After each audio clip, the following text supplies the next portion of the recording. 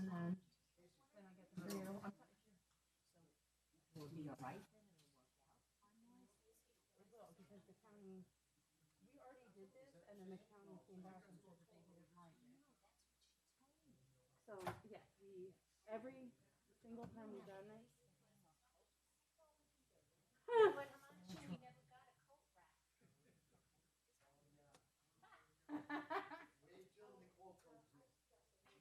Just add it up.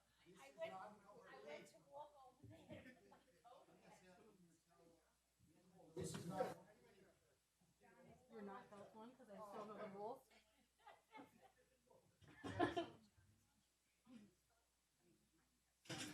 But no, yes, I am aware. I've been in touch with Matt about it. Sorting out there tonight.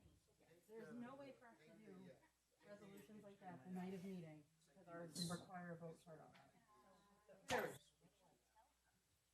You don't have to help. Because I'm the one who deals with the county and I spend more time with her anyway. So we email them the stamped copy like we do after every meeting.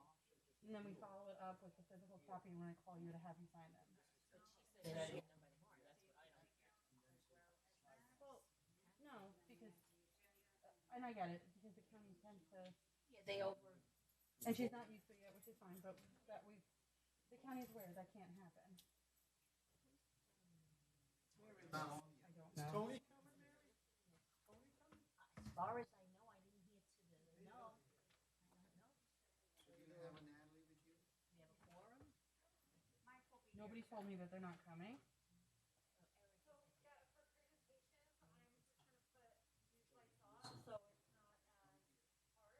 Okay.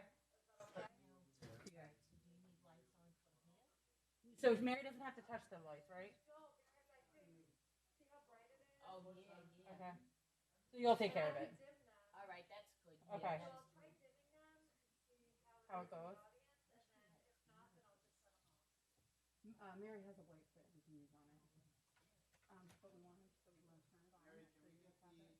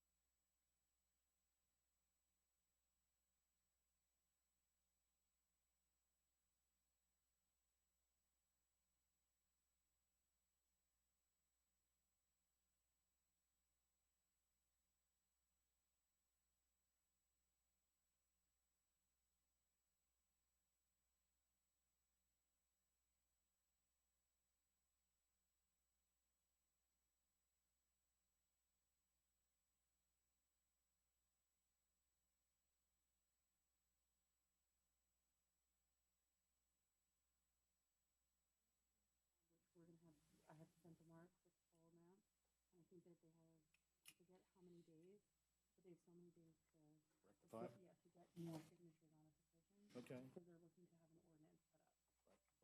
So they don't have enough signatures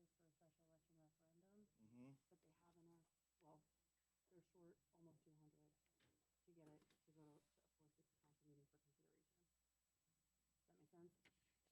well, they're short almost 200 to get it to go to a 4-6 council meeting for consideration. Does that make sense? So instead of going in for a referendum, they're 200 short to go to kick before council. So in a full count, it's 10% gets it to council for consideration, Mm-hmm. 15% gets a question on a ballot. Hello. And so they're trying to get 10%. They're trying to get 10%.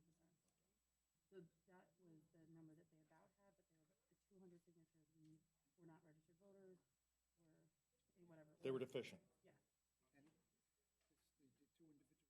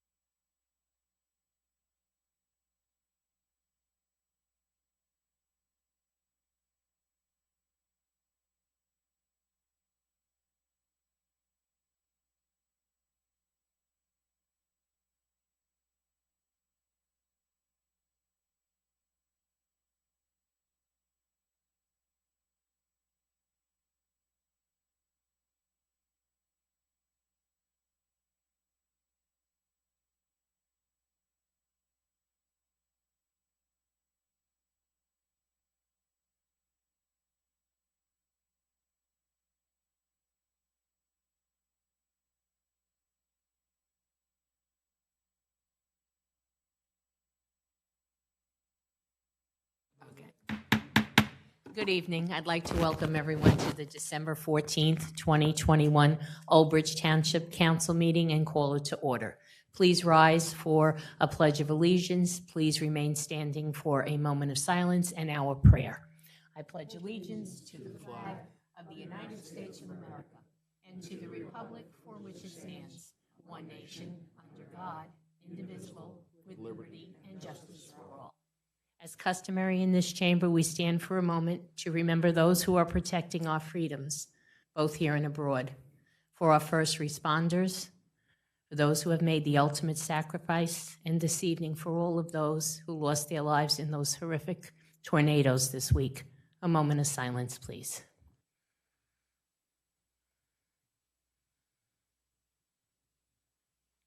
Mr. Peschitti, our prayer. Dear Lord, Bless thy servants in the ministry of public affairs who serve thee in this chamber. Give us quiet minds and hearts that we may hear thy voice. Help us to know when to speak, when to be silent. Give us the strength to oppose the wrong and uphold the right, and grant that we have a good conscience and soul at peace with thee and one another. Amen. Amen. Thank you very much. Please be seated.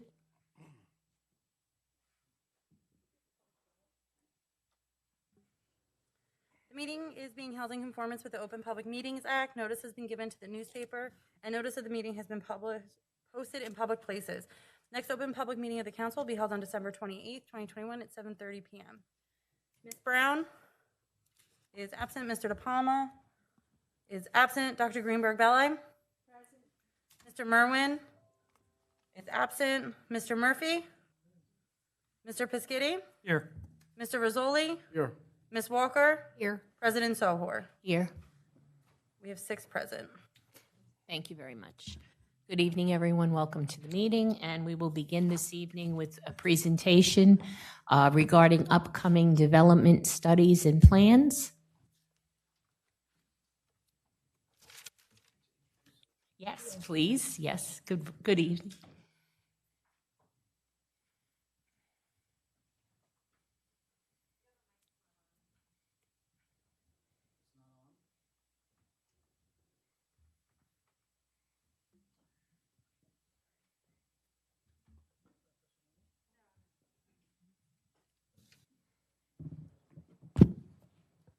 Working now. I heard. Thank you, Council.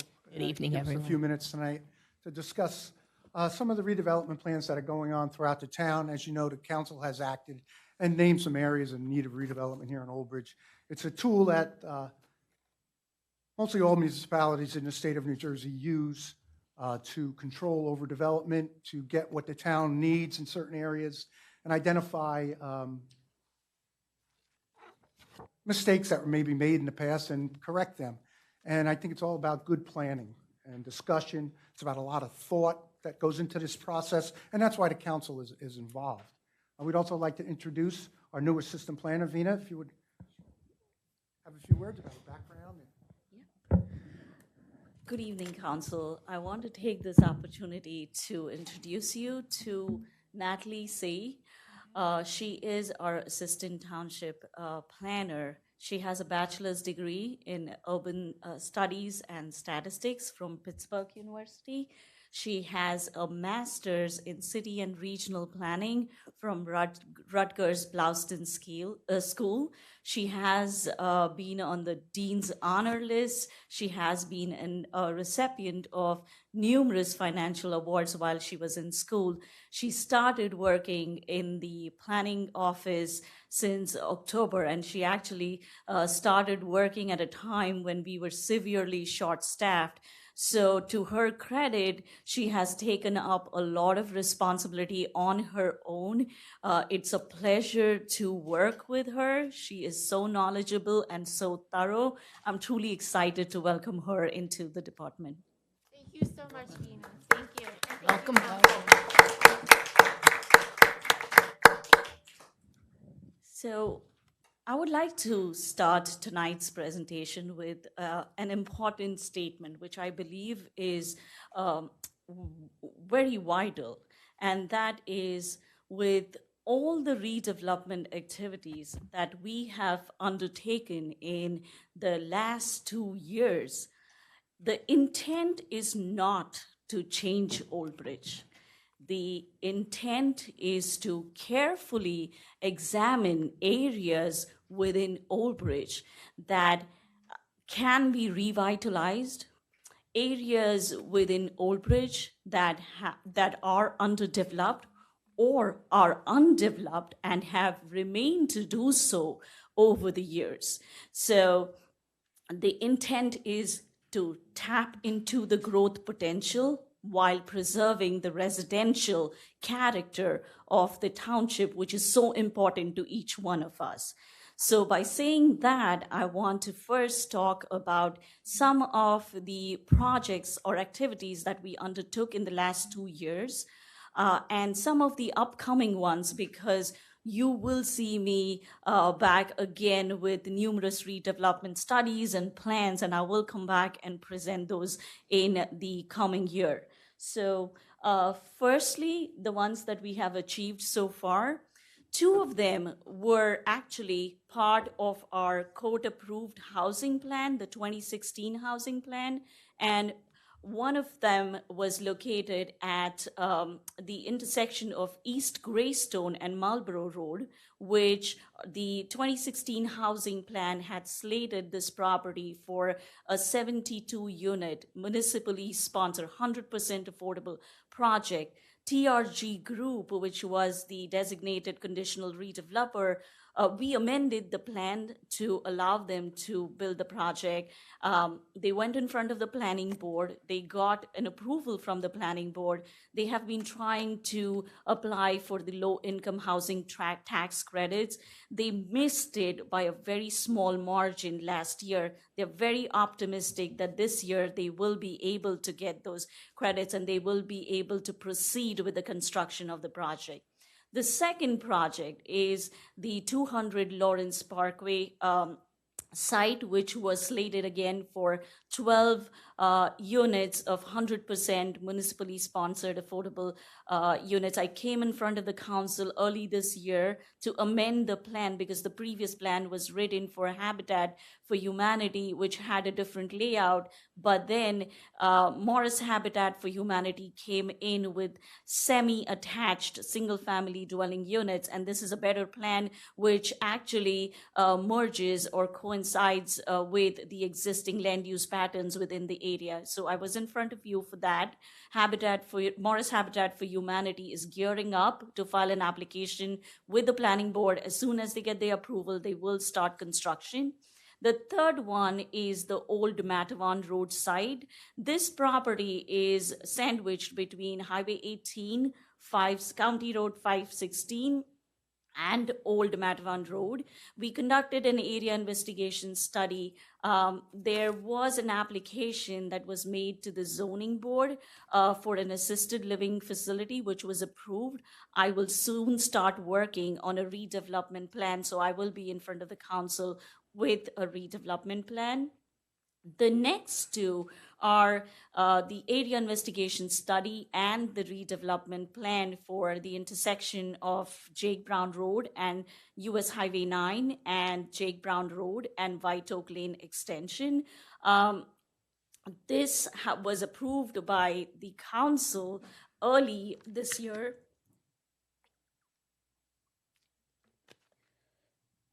I've been talking a lot for the last 2 days.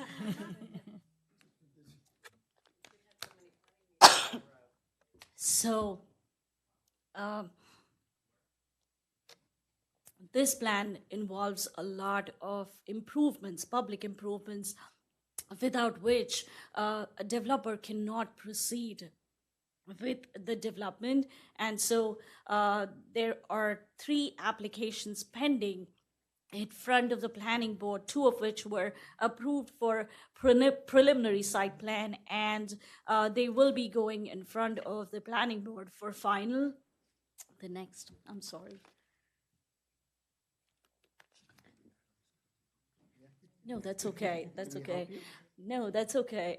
It's just that I'm having some sinus issues. But with the upcoming projects, the first one is Global Landfill. This contains 6 properties, 4 of which are a Superfund site. And there is a potential developer who's interested in building solar farm on this project. So I will be undertaking an area investigation study and subsequently a redevelopment plan for this property. The next one is the redevelopment plan for Old Matiwan Road, which I already talked about. The next 2 are actually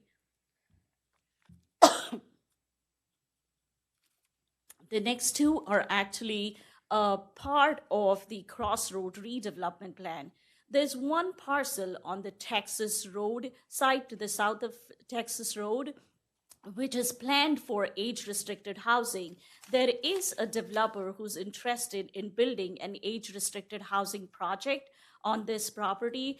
But again, the Crossroad plan was written in 2006. It is outdated. The design standards are not up to the current standards, so we will need to amend that plan.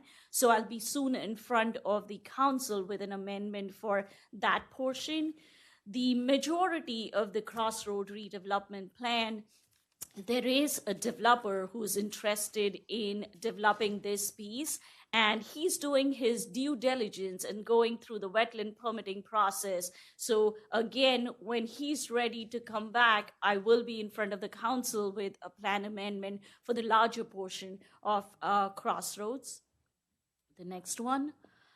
The next one is actually a study which the council authorized the planning board to conduct. It is for the area at the intersection of Route 35 and Lawrence Parkway. And the planning board did direct me to start an area investigation study. Actually, the study is 75% complete, but then I was short-staffed. Now that I have Natalie, I will be coming in front of the planning board at the beginning of the year with this study along with the global landfill. The next one. And this one, actually, I hope my voice doesn't crack because this project is near and dear to me. This all started almost 2.5 years back. Every time I would pass by Route 9, the Kohl's shopping complex, I always wondered, how come the other side of the highway is prospering, whereas we have a huge empty parking lot, vacant stores, and no activity in this area? So out of curiosity, I had always heard, and I had worked in other towns on something called as a transit village initiative. And what this is it's a designation that is given by Njdot. It's spearheaded by Njdot and NJ Transit. And once you get this designation, the township is eligible for all the Njdot grants which are related to transit-oriented developments. The important part of it is in the state, there are 33 transit village designated townships. There is only one, and they beat us by few months. Otherwise, Ulbridge would have been the first one to be designated based on a bus terminus. But I made a casual call to NJ Transit to see what they feel about this designation and what if I pursue it.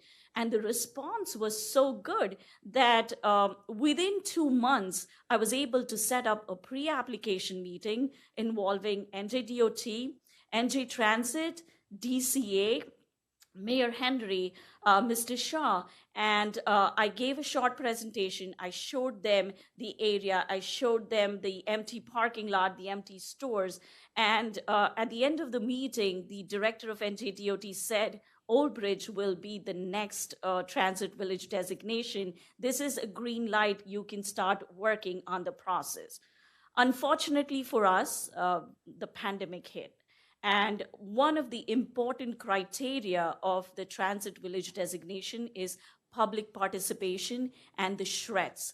With the pandemic, I tried, but I couldn't get public in one place. I was not allowed to. I had to wait for a year. But early this year, I reached out to DOT again, saying that I was supposed to finish everything in 6 months. Obviously, with the pandemic, I wasn't able to. Can I continue working on it? And they said, of course, we are waiting for it. So that is one project which I have already worked on area investigation study halfway through. I do want to continue working on that, write the subsequent redevelopment plan, because Ulbridge, the bus line that traverses through Ulbridge, has the highest ridership. We have the ammunition already there. We have commuter parking lots.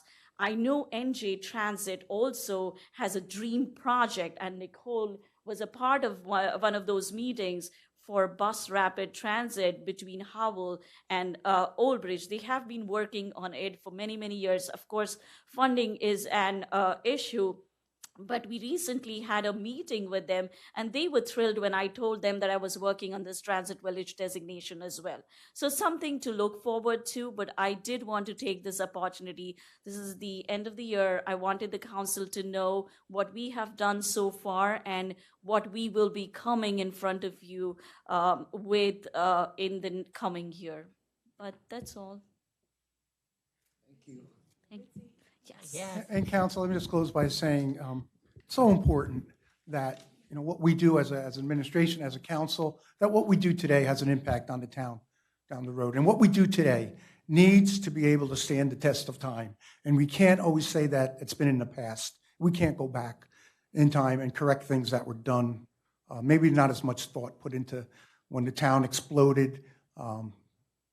It just didn't happen. But so that's what we're trying to do. There's a tremendous amount of work being put into this and this thought process that Vina, we can't thank her enough for what she's done, the entire staff, the engineering department, to try to get it right so that it stands the test of time, what we do when we're gone, that this will not be a burden to the town. In fact, it'll promote growth and economic growth here in the town, local economy, and keep Ulbridge the vibrant town that it has become. So, council, thank you for your time. Okay, thank you Thank so you. much, Vina. It's because of my throat after the surgery.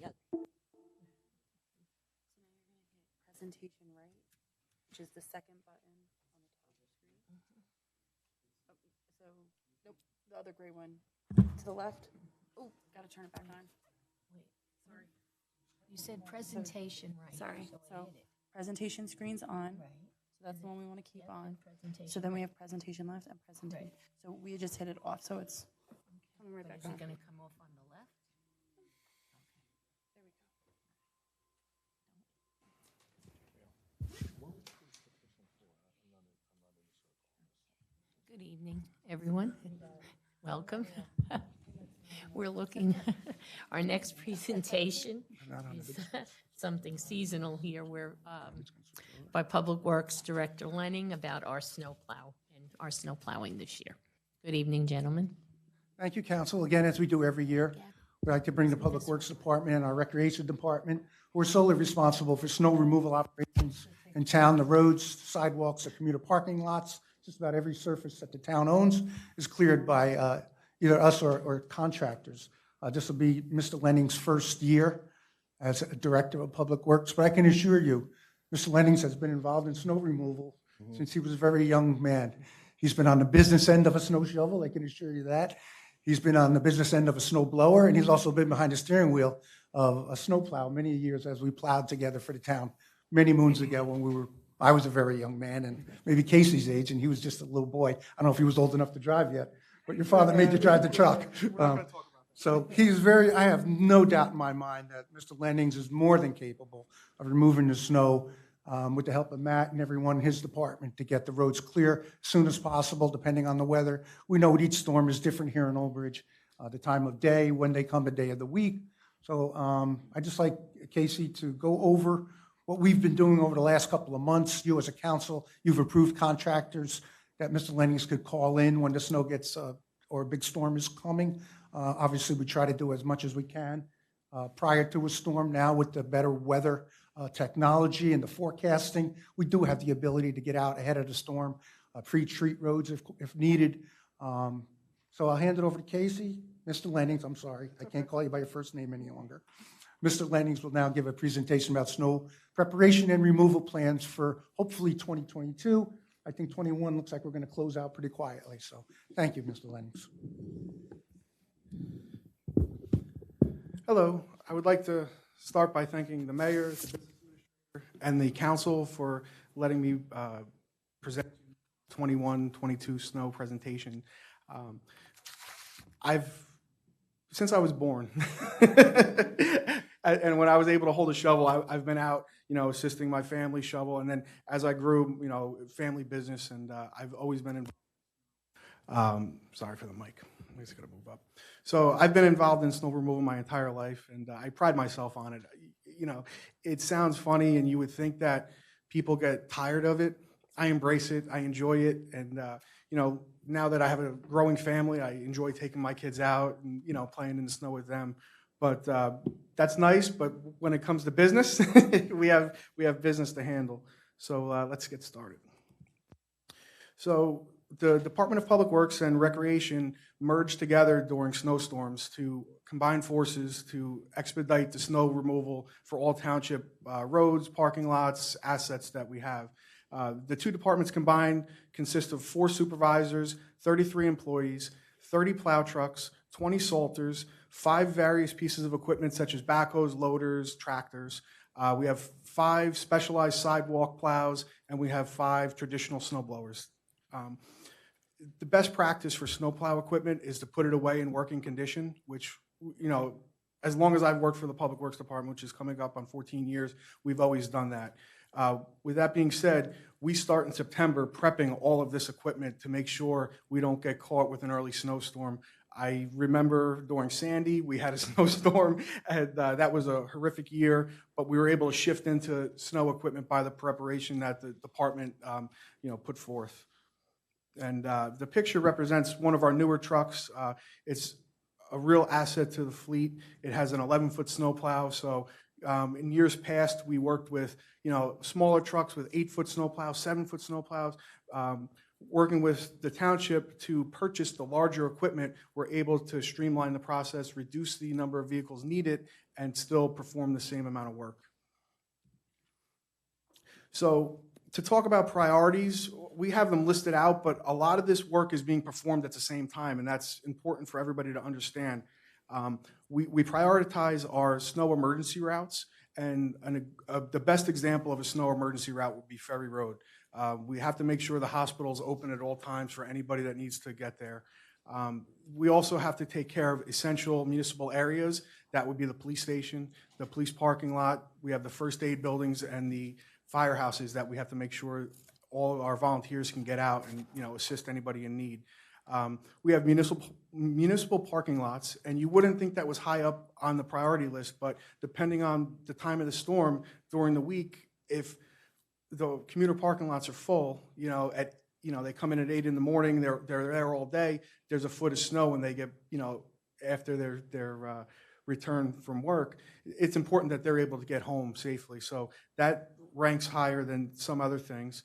Obviously, the secondary streets, we want to hit the main arteries of neighborhoods. For example, like a Cindy Street, there's a lot of traffic that uses Cindy, but then we start working our way into the inner arteries of those neighborhoods, and that would be like a secondary street that we would then work on.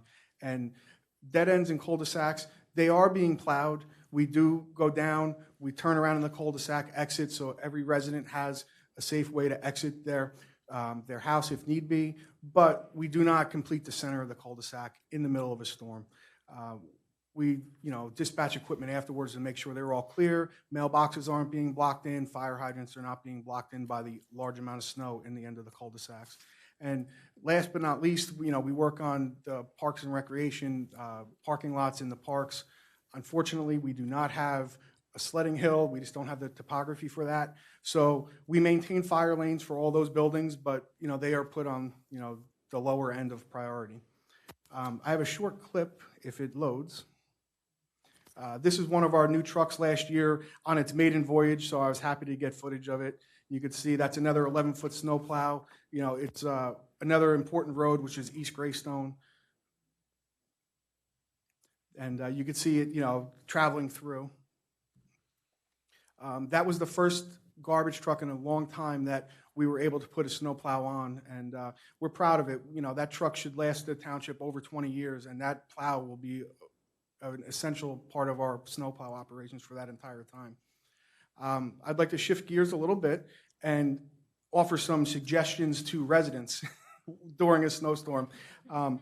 Snowplowing is a thankless job. Nobody ever stops you and tells you you're doing a great job, but we try our hardest. I don't know a plow operator that enjoys plowing in driveways. That's not our mission. Our mission is to open the roadways up, curb to curb, let water flow to the drainage systems. And so in the picture that we have here, on the top lane, it represents a resident shoveled their driveway, but they did not clear to the left of their driveway. So the plow comes down and all the snow on the plow shoots into the driveway. So on the bottom lane, if you want to get out there and you're ambitious, if you can shovel to the left of your driveway, that'll prevent the second shovel because it'll allow all the snow on the plow to exit the plow prior to your driveway. It is a helpful tip, and I have explained that to residents in the past, and making my trips through the neighborhoods, I do notice that they actually utilize that tip. The next thing is extremely important for the residents to understand. Sporting equipment should be removed from the roadways. Besides the plow trucks having to navigate around all this equipment, it creates a small ice dam. So if we have a snow and then we get that next day, that warm temperature and everything's melting, now that water hits that dam and then it can create an ice condition with a refreeze that night, which isn't safe for pedestrians that are crossing the roadways or anybody traveling on the roadways. Not every neighborhood has driveway parking, and we understand that. But if you have a driveway, please ask to limit street parking.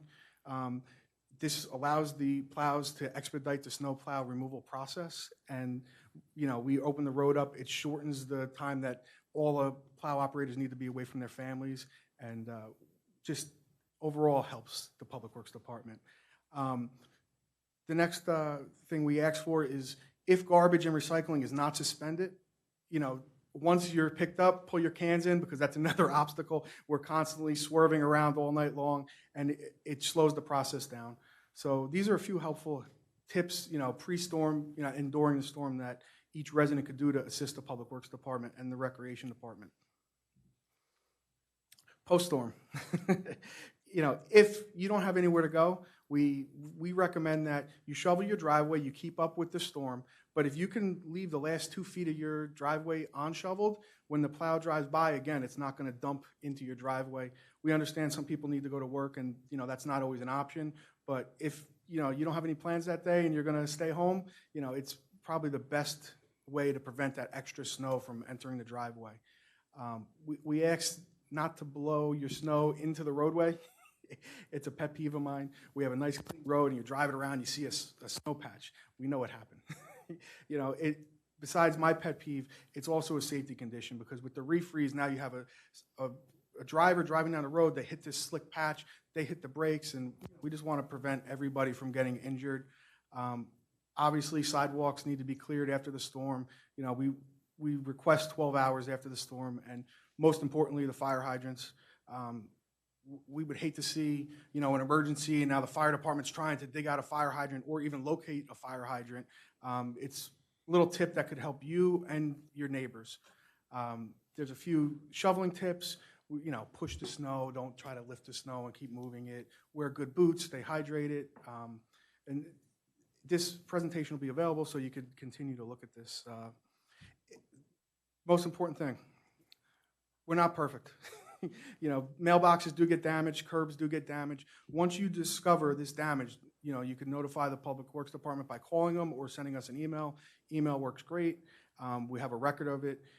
In the event that we're not able to come out and repair the mailbox immediately, we do have temporary mailboxes that we can, deploy for each resident so they don't have mail disturbance. That's pretty much the end of our presentation. I'm looking forward to spring,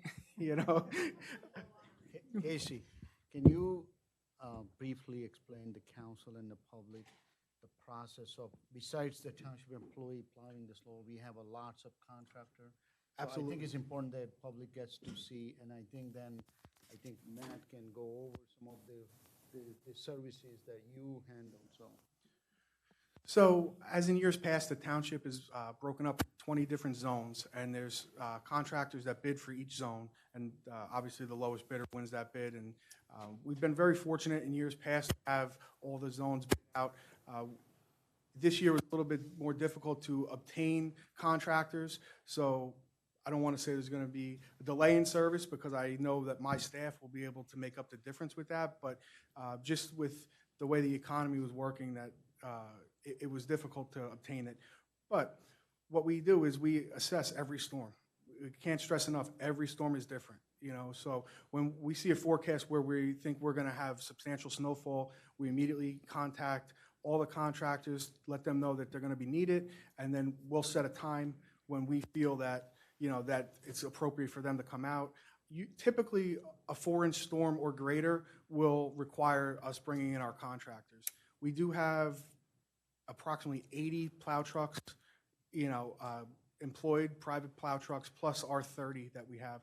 So they're designated for each zone, but obviously, if we see there's an issue in a zone, we could shift our resources. Or if we have a storm that comes in off the coast, we could shift towards the coast and try to do the best we can to clear the roadways in a safe and timely manner.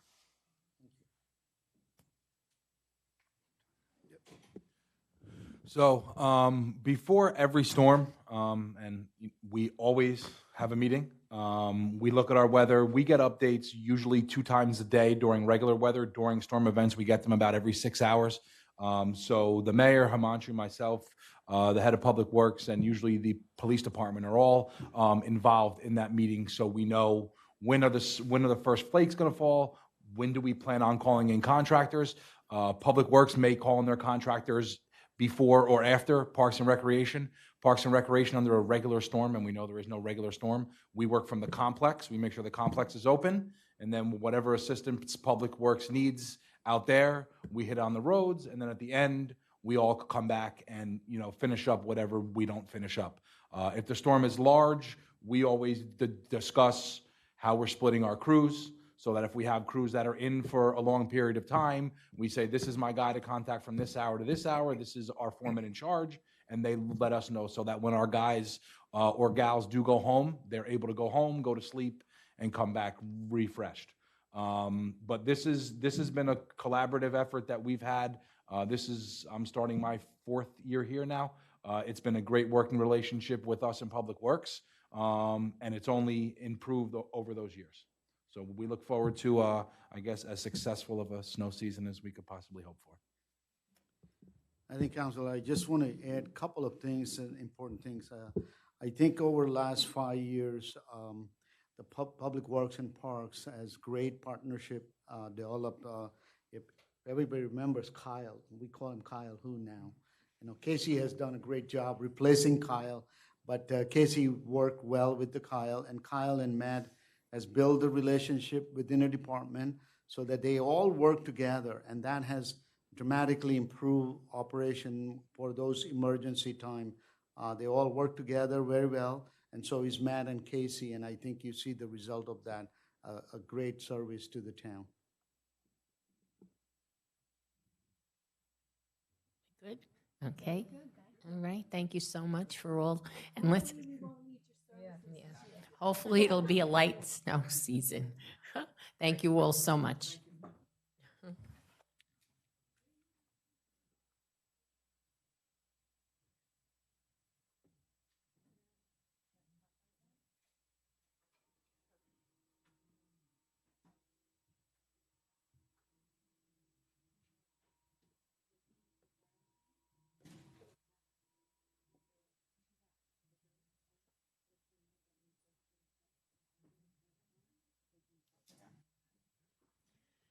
Okay, well, thank you very much for the presentations. Next will be approval of minutes of previous meetings, approval of minutes of combined council meeting of September 14th, 2021. Do I have a motion? Move it. Moved by Mr. Rizzoli or Dr. Greenberg? Dr. Greenberg, second by Mr. Murphy. Ms. Brown? Yes. Is absent. Dr. Greenberg Belli? Yes. Mr. Merwin is absent. Mr. Murphy? Yes. Mr. Piscitty? Yes. Mr. Rizzoli? Yes. Ms. Walker? Yes. President Sohor? Yes. We have 7 ayes. Next, approval of minutes of combined council meeting of September 28th, 2021. Do I have a motion? Move it. Second. Moved by Councilman Murphy, second by Dr. Greenberg Belli. Ms. Brown? Are you able to check if I was actually present at that meeting? Sorry, I don't have the minutes. Give me 1 second, I can tell you. Just want to confirm.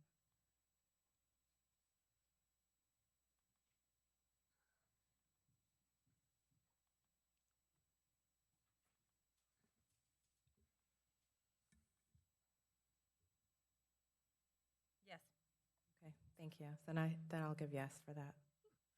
Mr. De Palma is absent. Dr. Greenberg Belli? Yes. Mr. Merwin is absent. Mr. Murphy? Yes. Mr. Piscitty? Yes. Mr. Rizzoli? Yes. Ms. Walker? Yes. President Sohor? Yes. We have 7 ayes.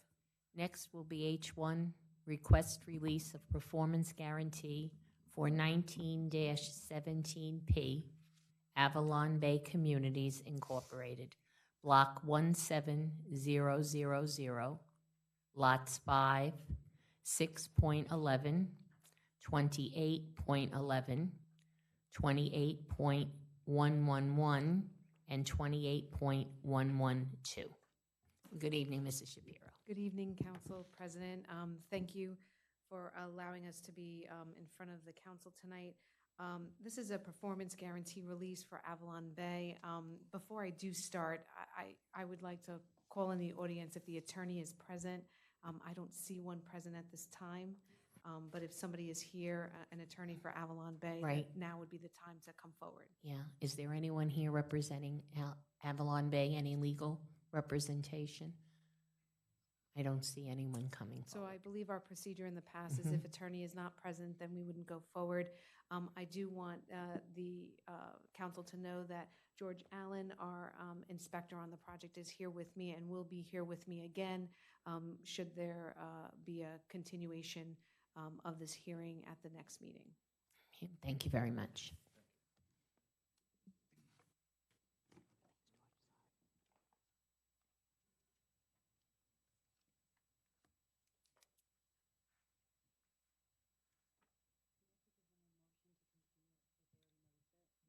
Yeah, and you're not gonna require notice again. Right, so do we need a motion from the council to do that?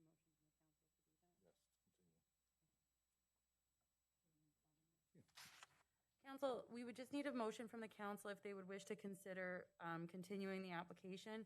Since Avalon Bay did provide notice in a newspaper and to the residents, we would, if the council would like to consider continuing them to the next meeting so they do not have to renotice.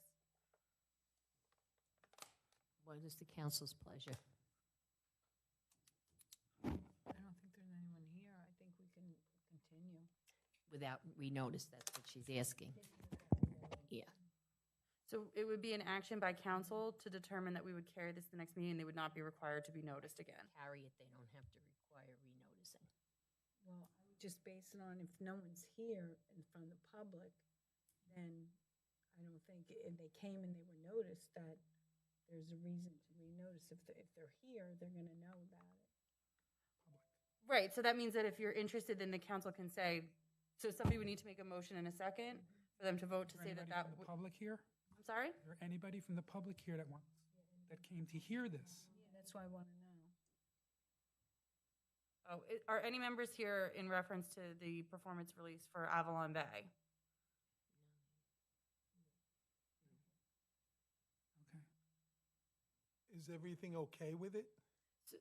We're not having the hearing on it tonight Can't have because they're not discussion. present. So it's not, we can't have a discussion or a hearing on it because unfortunately they did not come tonight. So because of that, the council has the option to say that we would carry this to the next meeting and not require the applicant to notice again, or the council can choose to require the applicant to renotice their hearing. Can I make a motion, continue without notice? Sure. So a motion by Mr. Piscitty. Okay, I have So a how long motion. of a delay is if they have to renotice? They must notice in a paper at least 20 days in advance and to Notice means they have to owners in the development. cost them money. Well, I know the motion, but I would say renotice. It's just for performance problems. Okay, there's a motion. I say renotice is because the new year and stuff. I know there's a motion. Oh, yeah. Nobody here now. Right, there's a motion on the floor to just do an extension There is- without notice. That's what's on the All right, floor. I'm going to withdraw what I just Okay, proposed, okay, so the motion was withdrawn by Councilman Piscitty.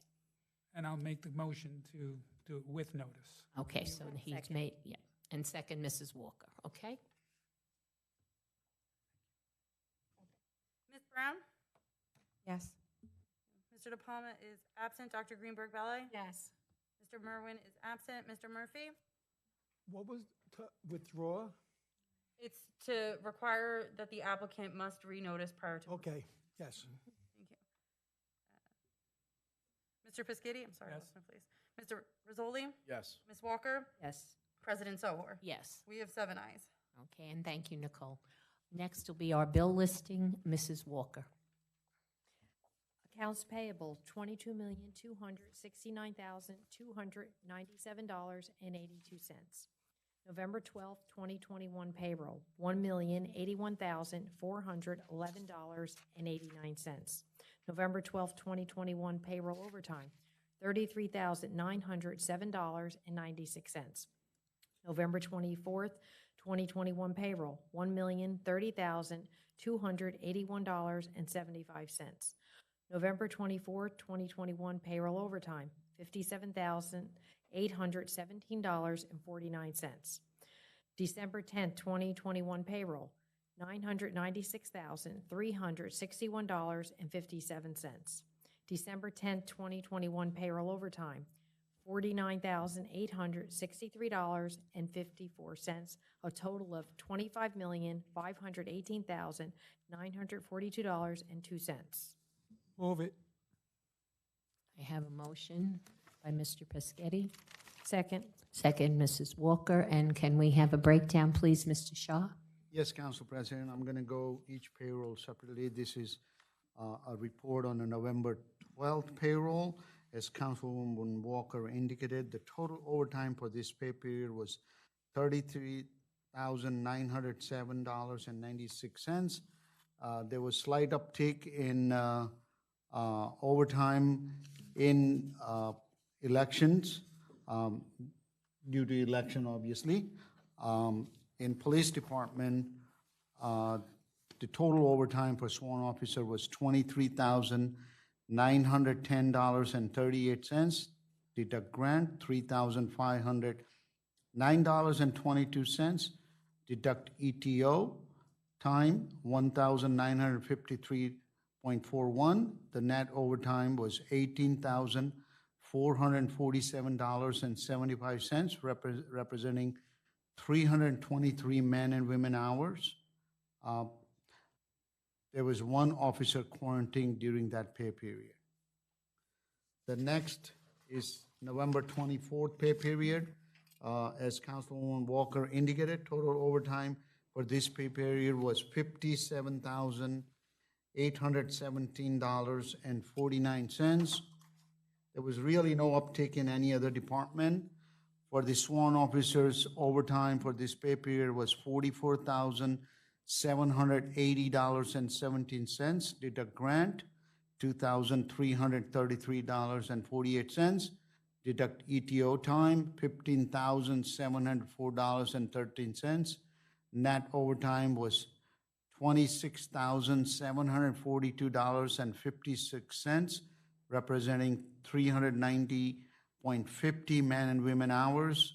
There was no officer injured on duty. There was no officer quarantined during that pay period. The last one is December 10 payroll. Again, as Councilwoman Walker indicated, total overtime for that pay period was $49,863.54. There was an uptick in food bank for participating in the Thanksgiving basket distribution. The total overtime for sworn officer was $40,943.67. Deduct grant, $2,473.19. Deduct ETO, $14,455.37. The net overtime was $24,015.11, representing 419 men and women hours. There were 3 officers quarantined during that pay period. That concludes my report, Council President. Okay, thank you, Mr. Shaw. Ms. Brown? Yes. Mr. De Palma is absent. Dr. Greenberg-Belli? Yes. Mr. Merwin is absent. Mr. Murphy? Yes. Mr. Piscitty? Yes. Mr. Rizzoli? Yes. Ms. Walker? Yes. President Sohor. Yes. 7 ayes. Next will be our consent agenda item. I'd like to get a motion and a second, and then we'll separate, we'll go for separation. Second. Motion by Dr. Greenberg, second by Councilman Rizzoli. Ms. Brown, do you have any separations? No, not at this time. Mr. De Palma is absent. Dr. Greenberg-Belli? No, thank you, not at this time. Mr. Merwin is absent. Mr. Murphy, do you have any separations? No, thank you. Thank you. Mr. Pescitti, any separations? No separations, thank you. Mr. Rizzoli? No separations, thank you. Ms. Walker? No, thank you. President Sohor? No, thank you. We have no separations tonight. None. So we'll just vote. So roll call then? Please. Ms. Brown? Yes. Mr. De Palma is absent. Dr. Greenberg-Belli? Yes. Mr. Merwin is absent. Mr. Murphy? Yes. Mr. Pescitti? Yes. Mr. Rizzoli? Yes. Ms. Walker? Yes. President Sohor? Yes. We have 7 ayes.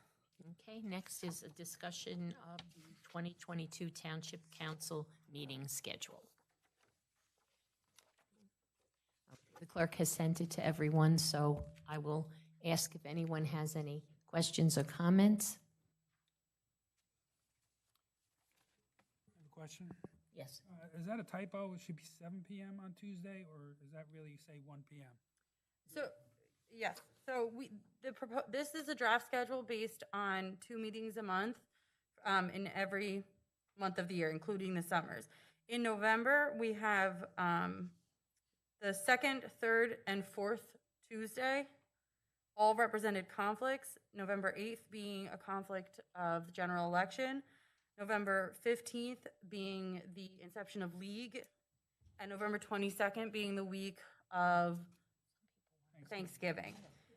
So in our discussions, we discussed proposing a new calendar was put in front of you, the 2nd Monday, and keeping it at our regular time at 7:30, which would be November 14th.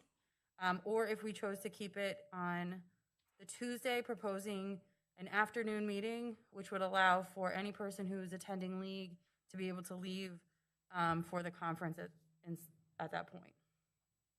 So this is not the schedule that would be adopted at reorg. This was to identify all possible dates and to identify any conflicts so that the council could give us guidance for how to prepare this for the reorganization meeting. Give a little time to digest everything, Exactly. to look at it, and then, you know, if anyone has any concerns. Council that- Presidents, during the month of June, July, and August, as traditionally we have chosen 1 meeting a month rather than 2 meetings. So we have listed dates, and the council we need to decide which day we're going to pick in each month.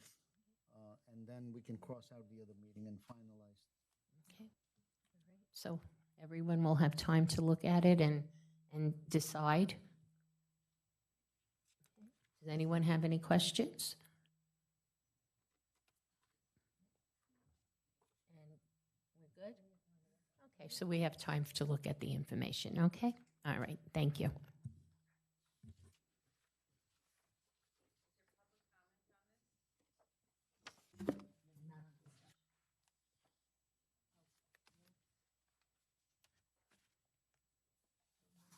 Report of the township clerk. I do not have a report tonight. Okay, thank you. Report of the township attorney. None at this time. Okay. Administrative report, Mr. Shah. Thank you, Council President. The administrative report for December 14th, 2021. Item number 1, Parks and Recreation. The Parks and Recreation Winter Program Guide is now available for viewing with registration beginning on December 20th at 6 p.m. For more information, please visit ulbridge.com/recreation. Item number 2, Fall Leaf Pickup. This is the final week of fall leaf pickup in all wards. If your leaf bags are not picked up by December 18th, please email publicworks@ulbridge.com. Item number 3, Christmas Tree Pickup, January 2022. Christmas tree pickup will begin the week of January 3rd, 2022. Please visit ulbridge.com/recycling for full schedule. Item number 4, 2021 Annual Drainage Program.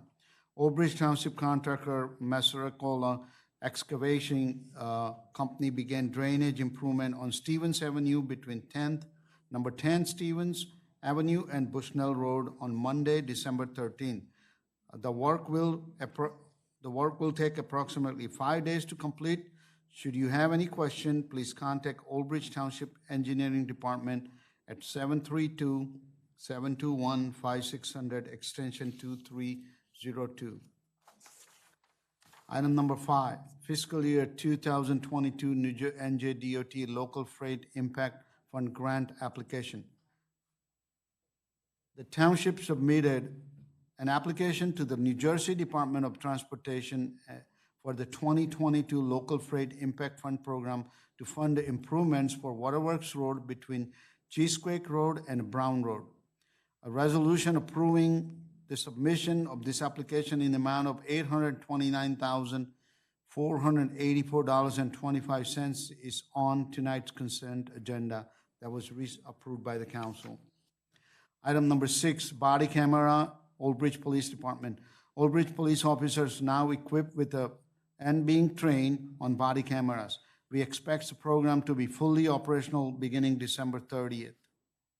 Item number 7, Building Department Code Enforcement. The construction within the Building Department Code Enforcement building has been completed as of November 22nd. All business now takes place in the newly renovated building and no longer in Silver Lining in Ulbridge. The zoning officer will now permanently locate at Administration Building, 2nd floor, room 211. We appreciate your patient support while the township provided improvements to better serve our residents and contractor. And now, the way the new configuration is that all 4 technical assistance windows are open to all visitors there, so they can expedite the services to all the contractors and residents. Item number 8, COVID-19 update. We have reconvened our biweekly COVID-19 conference call, which included the township, Ulbridge School, library, OBMEA representative, OEM, and the police department. We had a regularly scheduled call in 2020 while the pandemic was at highest, and then we reduced the interval of the calls, and then we suspended calls. This year, now we have reconvened because the cases are growing. We'll continue to conduct these calls providing there is a concern in the number of cases. The superintendent of schools stated that there is currently no plan to shut down or go remote unless the health department order closures. The library director also advised there is no plan to close the library at this time. Council President, that concludes my report. Okay, thank you, Mr. Shaw. Does any council member have a question or a comment for Mr. Shaw? I'll move it. Okay, move. Second. Okay, moved by Councilman Murphy and second by Dr. Greenberg. Ms. Brown? Yes. Mr. De Palma is absent. Dr. Greenberg-Valley? Yes. Mr. Merwin is absent. Mr. Murphy? Yes. Mr. Piscitty? Yes. Mr. Rizzoli? Yes. Ms. Walker? Yes. President Sobor? Yes. That's 7 ayes.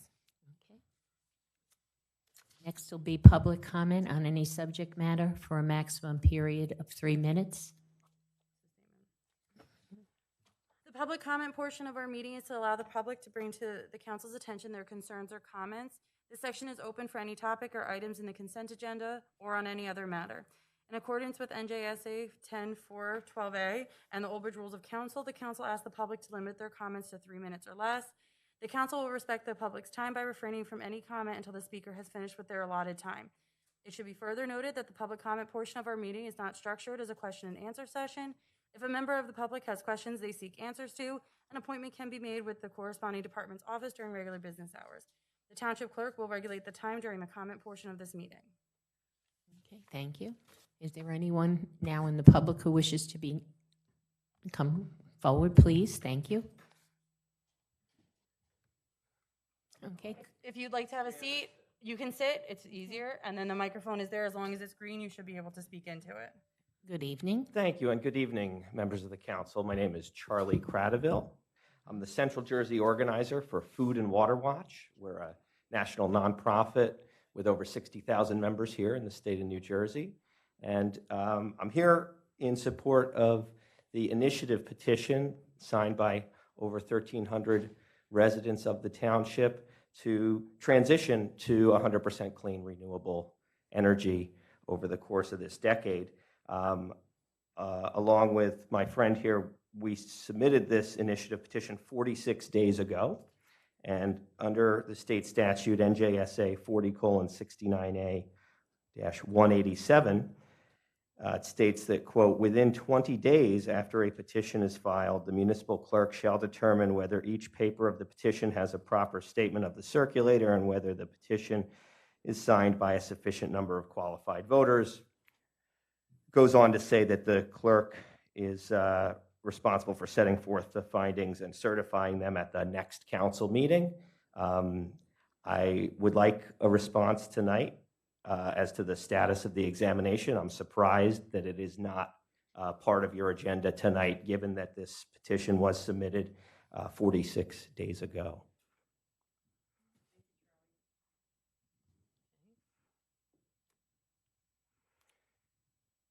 So this was submitted 46 days ago. Okay, we just want to get the information. Yes, October the 29th. Madam Council President, through you, for the clerk, could she tell us what the status of her examination is? Well, we did say it wasn't a question and answer period. So do you have information that you can forward to him? Okay. So we have to get a legal. The signatures have been reviewed. This is the first council meeting that's occurred since the petition has been received. In review of the petition, it is deficient of the signatures required for the 10% to come into it. We have re-reviewed it multiple times in order to make sure we didn't miss a signature because some of them are illegible and trying to make sure that we're not missing any signatures. The letter and numbers have to be sent to our legal department. We do have, I just spoke to our legal department again, they have all of our documents related to making sure that the statements are proper. And then there's a relief period that we would grant to be able to come back with those signatures. I believe it's about 200, but I'm not 100% sure on the number off the top of my head, but it's about 200 signatures. We know that there was a delay. We had server issues and access to SVRS, which I had noted to you, and it takes about one employee, a minimum of 1 hour to do 30 signatures if every signature is legible and advisable on a first search. Well, thank you for the thorough response, and yeah, I'll just And you've been in conclude. communication, so there has been communication. Okay. Yeah, and I do want to say thank you to everybody for their work on this. I know it is a lot of work, and we appreciate it. And just to the council, if you have any questions about the petition, I'll make myself available to you all. And just want to confirm that when the letter is finalized, that I'll get a copy of it right away. Is that correct? Okay, great. Thank you.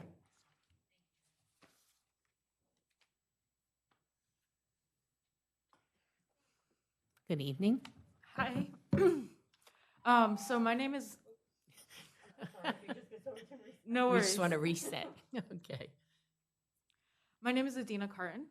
I'm a lifelong resident of Ulbridge, and I'm working with Charlie at Food and Water Watch. I chose to get involved with it actually right outside this municipal building in front of the library. I was inspired by these other young people who have a mission to use direct democracy in action to make an impact on the climate crisis.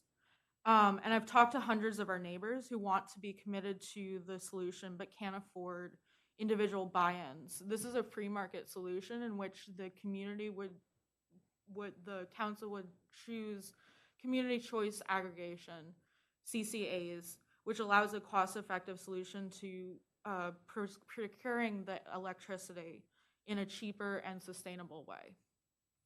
So I just wanted to talk as an Ulbridge resident of my support for this cause, and that concludes what I have to say. Thank you. Thank you very much.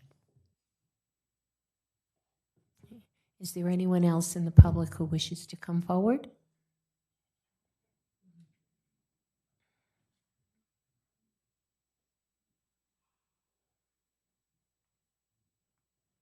Good evening.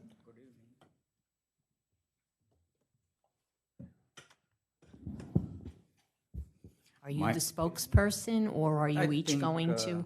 Okay. I'll be talking and he Yeah, will be no, talking that's as okay. well. Just, we take our names, we just need record, please. My name is Kalpit Patel.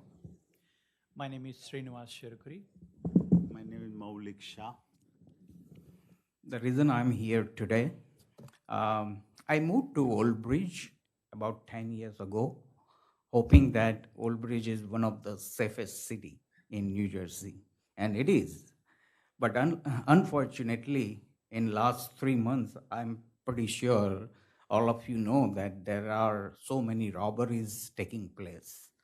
And we are from Winding Brook and Rocky Creek area. And in last 3 months, there were 3 robberies.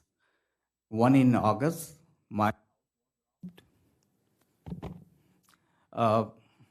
in October, La Jolla, I think house number 3, 2 cars were stolen from the driveway.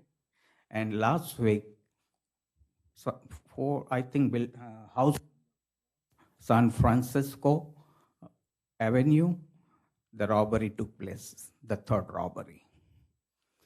The reason we are here today, just to I'm sure you are aware, but I have spoken to, Councilman Murphy, Mr. Shah, police chief, and he is trying to meet with us in a small meeting, but we would like to know what Ulbridge Township Council and Mr. Mayor can do immediately to prevent this type of incidences.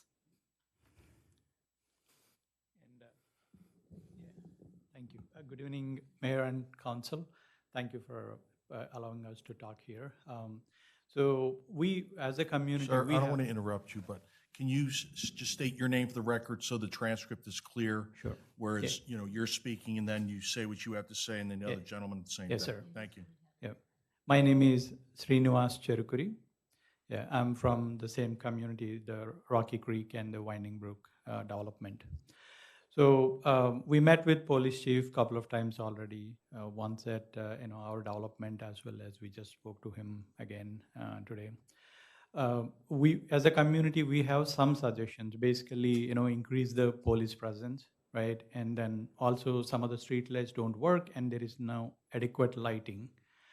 And so obviously, the lighting factor needs to be improved as well.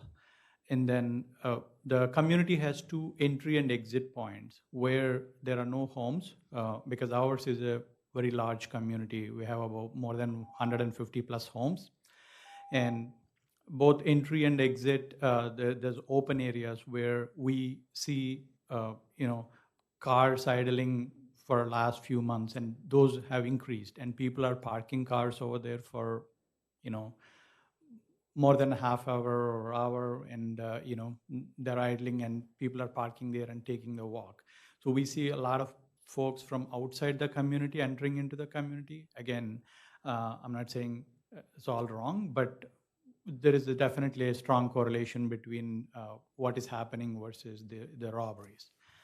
So we obviously need some protective measures, and Councilman Murphy, we would like to talk to in private, because when we discussed with police chief, so he also suggested putting up signs like, and we were asking him basically, can we put like signs like no idling or parking, or maybe like, stopping for more than 5 minutes, so in the open areas. Most of our homes, in the community are equipped with security cameras, and residents are willing to work with the police. Yeah. Yeah. Yes. Yeah. So. And they knew where everything in his house was, so it was kind of like an inside job or something. Yeah. Yeah, John, I think if it's under investigation. Yeah. So, So, but, and I think, hope council got it, right? So, we are looking for, obviously, action from the town, so that that would deter some of these crimes in our area. And thank you once again for allowing us to talk. I agree with councils, all the 3 cases are open, I believe. So we are not here to discuss how and what happened and whether it was insider or outsider, but We are just Well, coming you're here to make us aware, and, Right. you know, and how And- important this is to you, and Right, that's and totally we are looking understandable. forward to sit down with, police chief in a near future to come up with a more concrete plan. But we insist that in the meantime, the police patrolling must be increased, saying 3 incidences happened in a very short period of time. Well, I think the it's chief has, Also, my name is Maulik Shah. Also, we are like a beautiful development and all like 200 houses, but we have a lot of wooded area too. So, like we recommend more lights, so maybe it's safer because right now we feel like, and these all incidents happening like 6 o'clock, 7 o'clock at night, and so we all feel like unsafe, whenever. So if we put more lighting and more patrolling, it will be. well, yeah, feel I'm safe. sure that the chief has been in contact with you, correct? And you've been working together collaboratively to come up with some good ideas. I mean, the council is supportive naturally, but, as an investigation, as we said, there's limits to what can be discussed publicly, and we don't want to put any more, on you. So hopefully there's something else scheduled, Joe, that you'll be meeting with them again? Okay, and then you'll let us know what comes of the meeting and what we can do to support. Well, I thank you, police chief. In fact, he had called me and set up a meeting one of the days during daytime, but I had requested after hours so that many people from the neighborhood can come. So he's going to schedule a meeting, but I still insist, in the meantime, the patrolling must be increased. We don't want to hear next week another robbery. No, absolutely. We understand your concerns. Everyone wants to feel safe, and I think the chief has heard, all of your concerns, and I think he definitely will respond in kind and way, for what needs to be done. Absolutely. Thank you, Yeah, Council no. President. And just one last thing, like Yes. I said, we'll talk to Mr. Murphy separately, and if he brings up that, resolution, I sincerely request the council to consider it, putting up the signs, in the. Yeah, well, Mr. Murphy will meet with you. He's always available to you. And then he'll bring back all the different recommendations, and then we'll go from there. We'll see what we can, what can be done. And of course, this all has to go through legal and so on. So it's a process, but we definitely are here for you. Sure. Thank you so much. All right. Thank you. Yes. Sometimes if your street lights are out, the township doesn't do the street lights. You have to go to the pole and you call, there's a number on them. Yes. And then you call the company. If you think Yes. the illumination isn't enough, sometimes they will even change the type of bulb, because what they put in years ago obviously has changed. So I would address that with them. I don't know whether you have a homeowners association, whether you have a neighborhood watch. But if you can have a neighborhood watch, I'm sure the police are patrolling, more. We are not and- HOA. Okay. We are not HOA. Yeah, there are, street lights every 50 feet or so. Right. Illumination is an Yeah, issue, so you and can actually call the company. I think working with the engineer, she has reached out many times to address the illumination there if that's a problem. But it is very sad, and I feel sorry for what you're going through. Everyone is now in fear of what goes on. You watch the news, and criminals get away with things, and they're really emboldened, and they're aggressive. And so it is scary, but I know the police department, you have all of our ears and all our concern, and we want everyone to be safe in Ulbridge. That's the goal. We want a safe community. Chief, do you have anything else to add to this? I just want to add one thing. So Please. knows that just one thing. I know of an individual that lives in that residence, that neighborhood, and they are vigilant. They've had at least 4 streetlights replaced.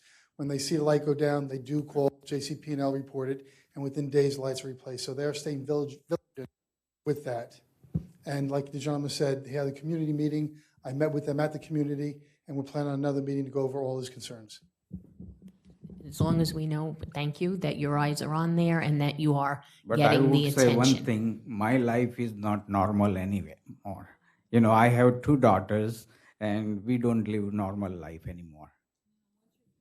Once you're violated, I've experienced that in my life also. And it's horrible. Yeah, no. We were so fortunate that we were not at home when this happened.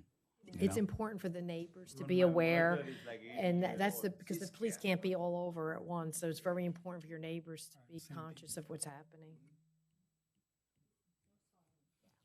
All right, thank you. Yep.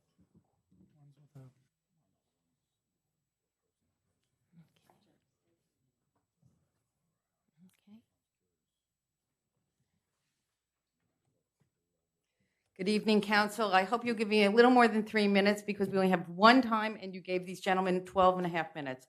There That were 3 said, gentlemen. the gentlemen that were just Right, here. there were 3 of them. Yes, that's right, 12 minutes. That's 4 minutes a person. Thank you. You talked about redevelopment, Mayor Henry. How do you control the overdevelopment?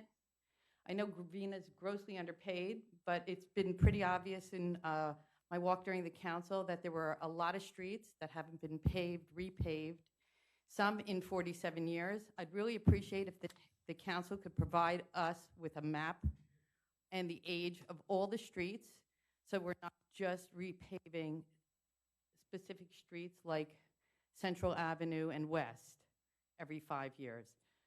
Well, I know the acting captain visited Rocky Creek. I was there at that meeting.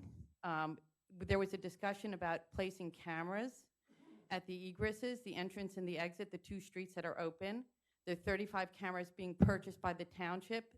I would hope that the township would consider putting 2 of those cameras in those locations, as have been discussed. And I want to go on to speaking about the planning and the 3 million square feet of warehousing that's going on. There's been discussed more than 5,000 trees, including heritage trees, that are going to be destroyed in the action of putting up 3 million square feet of warehouses. That's going to also affect the bog turtles, eastern box turtles, the spotted salamanders, eastern hognoses. These are 3 species that are endangered. It's also going to affect smooth earth and the milk snakes, both of which I've seen on my property as well. Earth snakes and a lot of wildlife. It's really a shanda. That means a shame if you don't know what it means. There were a lot of traffic reports that were not done in the process of the approval process in the planning board that really need to be done. A lot of streets were ignored. Ferry Street, for one. There were a lot of streets that they expect the trucks to travel down, and they were not covered. And we really think that that needs to be done before any decision is made, and that the council themselves, you guys can stop it. By the way, Mr. Lozer, I'm actually happy that you're here tonight because the other one is not so good. But I do have something that I'm going to make you all smile. It's a song. It's 2 seconds. It goes by "This land is your land, this land is my land." I want to give that to you. It'll make you smile, especially you, Mary. Hold on a minute. My voice is not so good, so you're going to have to wait for the recording. It's pretty quick. Just takes me a second to get it, okay? I apologize. Here it is.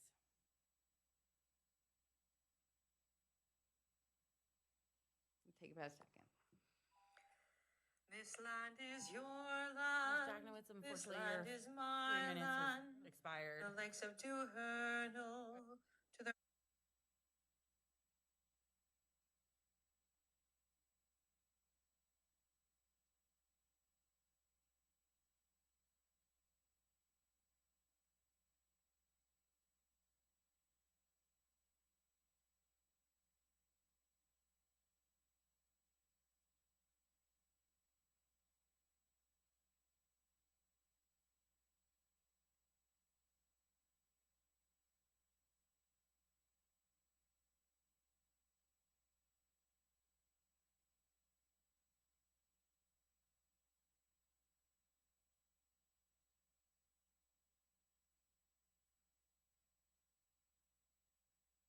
there anyone else in the public who wishes to be heard this evening?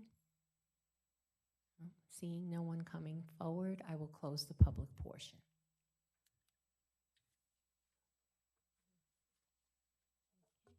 Next, I will go to council member comments.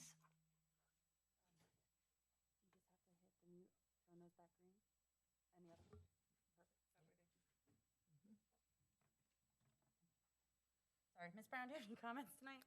No, thank you. Mr. De Palma is absent. Dr. Greenberg Belli? Yes, first of all, I'd like to wish Linda and Bob O'Connell, the owners of Cheesequake Farms, the very best in their retirement. They deserve it. They've worked very hard for many, many years. We'll miss you. The township will miss you. And you made Ulbridge a better place to raise a family.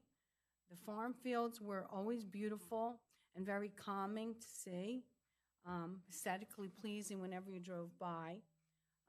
You had a lot of activities for the kids, whether it was the pumpkin picking, the corn maze, the hay rides. Those will be missed. I know everyone for their Christmas trees and decorations and spring flowers. I can go on and on, your produce. But 49 years as a farmer is a long time. You did your best. The town enjoyed you, and we're going to miss you. But you certainly, I know, will enjoy Florida, and really, it's really a milestone, and it will be a change in the town. But you will never be forgotten, and I'm glad to hear that you're still at least going to be doing the fields. So that's a great thing. But enjoy your time in Florida. And I would like everyone to have a nice holiday, a safe holiday with your family and friends. Enjoy. And also, please keep the victims of the tornadoes in your prayers. And if there's any way that you could help, I know that they are in need of finances and also there's a lot of different groups that you could look into to donate. Thank you, everyone. Have a good holiday. Mr. Merwin is absent. Mr. Murphy, do you have any comments tonight? First of all, I'd just like to I'd like to wish everybody a Merry Christmas coming up. Everybody a Happy Hanukkah that passed quite early this year. And any other religions that I've missed or anything, I just want to wish everybody a happy New Year coming up. And I hope things are better. And I have one question. Is there a meeting on the 28th? Yes. There is, definitely. Yes. Okay. Thank you. That's all I have. Thank you. Mr. Piscitti? Yes. Just on a sad note, our neighbor, where I live in Southwood there, Nancy Cressito, passed away from stage 4 lung cancer. She was just a rock for our neighborhood. She was like the mom to everybody, my kid's second mom. She was just a kind person, and she's going to be sorely missed. So I just wanted to take a moment out to let everybody know. And on a happier note, Merry Christmas, Happy Hanukkah. That's it. Thank you. Thank you. Mr. Rizzoli? Thank you. Just want to wish everybody a Merry Christmas, Happy Hanukkah, and have a safe holiday. Thank you. Ms. Walker? Yes, I'm personally going to miss Cheesequake Farms for over 30 years. My son, he really gets into buying a Christmas tree. It's a big event for him, and we've been buying our tree there for over 30 years. And when I told him they were closing down, he was devastated. So I don't know where we're going to go. Well, this year they were closed as well. I just want to wish everyone a happy holiday season. We're going to see you before the new year, so just wishing everybody a happy holiday season. Thank you. Ms. President Sower?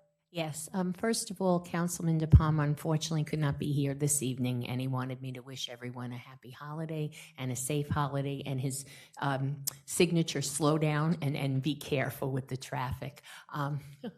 I myself, I want to also thank the firemen and women who who were to volunteer and have Santa come on their truck and take him all around town for the children.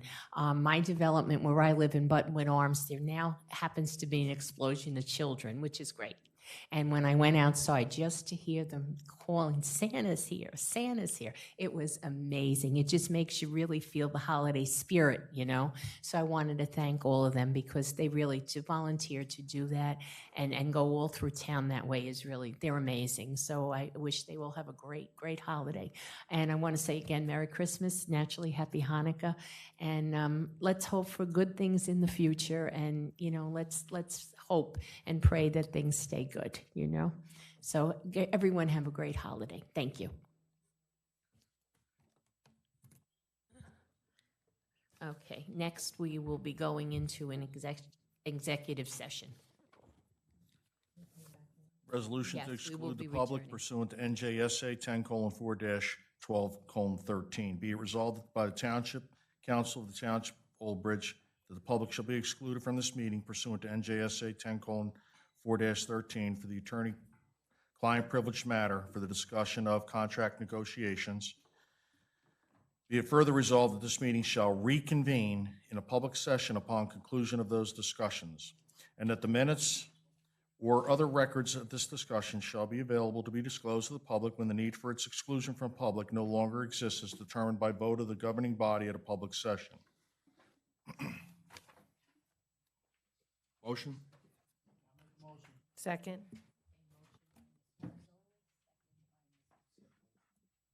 Ms. Brown? Oh, she's over there, absent, but she said yes. Mr. Palma is absent. Dr. Greenberg-Belli? Mr. Merwin is absent. Mr. Murphy? Mr. Piscitty? Yes. Mr. Rizzoli? Yes. Ms. Walker? Yes. President Sohor? Yes. That's 7 ayes to enter executive.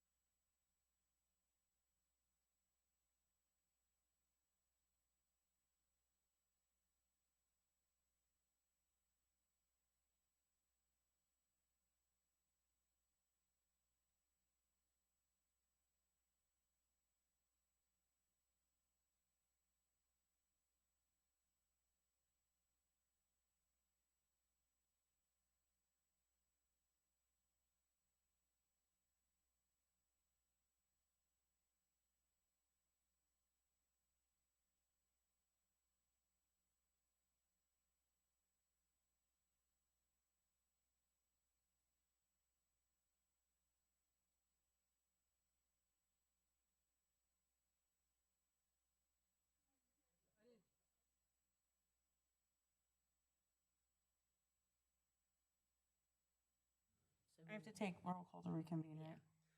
Please. We've now reconvened to the public session. Ms. Brown? Yes. Mr. De Palma is absent. Dr. Greenberg Belli? Yes. Mr. Merwin is absent. Mr. Murphy? Mr. Piscitty? Yes. Mr. Rizzoli? Yes. Ms. Walker? Yes. President Sohor? Yes. Okay, no.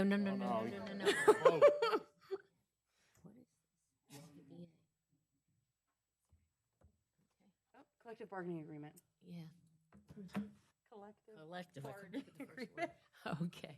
All right. We are here to take a motion on a resolution authorizing the mayor and clerk to execute a collective bargaining agreement between the TOB and the Teamsters 469 Professional. Move it. Second. Moved by Dr. Greenberg Belli, second by Mr. Rizzoli. Ms. Brown? Yes. Mr. De Palma is absent. Dr. Greenberg Belli? Yes. Mr. Merwin is absent. Mr. Murphy? Mr. Piscitty? Yes. Mr. Rizzoli? Yes. Ms. Walker? Yes. President Sohor? Yes. We have 7 ayes. Okay, next I'll take a motion to adjourn. Motion to adjourn. Oh, Motion yes. to adjourn. W-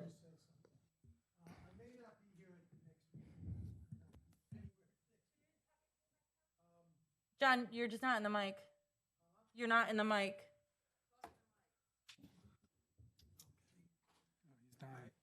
I just want to say, Gabby, it's been great working with you for the last, 6, 7 years, whatever it's been. And I think you did a hell of a job. That's all I want to say, and good luck with your future. Okay, thank you, Mr. Murphy. Are you through? Okay, now I'll ask for a motion to adjourn. Motion. Okay, motion made by Mr. Rizzoli, moved by Mr. Rizzoli, second by Dr. Greenberg Belli. Ms. Brown? Yes. Mr. De Palma is absent. Dr. Greenberg Belli? Yes. Mr. Merwin is absent. Mr. Murphy? Mr. Piscitty? Yes. Mr. Rizzoli? Yes. Ms. Walker? Yes. President Sohor? Yes. We have 7 ayes.